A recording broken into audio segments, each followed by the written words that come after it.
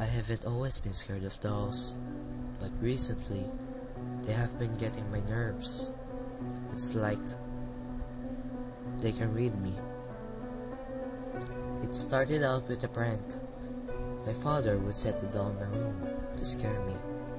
I brushed it off as harmless, just bring the doll back to him, and going on with my day. Since then, I've moved out, and I live on my own. I refuse to have any butcher dolls in my home, due to my everlasting fear of them. Everywhere I go, I see them.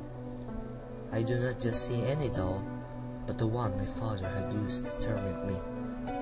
I didn't notice it at first, catching just a slight glimpse of it in my peripheral vision. When I first started to see it, it was on a park bench, or sitting in a coffee shop, but then it got closer. I had been working all week and wanted the weekend to rest. Friday night, I get home, walk in the door, glance around as if for a ritual, and continue after noticing nothing out of the ordinary. But then I noticed stuff was misplaced, stuff went missing. It was nothing at first again, but then it got to be heavier stuff, like my whole table. With me on the verge of insanity, I decided to go to my parents for the weekend. Upon arrival, we talked a bit, and after a while of conversing, I bring up the fact that weird stuff has been happening. I mentioned too that I had noticed the doll they used to terrorize me. The shock and horror on their faces was unbelievable. "We've never owned any dolls before," they said.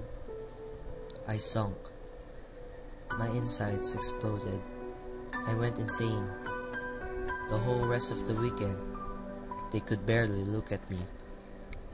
I left early Sunday morning, 3-hour drive, but it was all spent thinking about that doll. Finally at home, I reached for my keys, unlocked the door, and dropped my stuff. Walking in, I saw it. The red eyes, red hair, white face. It just sat there and glared at me. "Welcome home," it said, with a reassuring smile.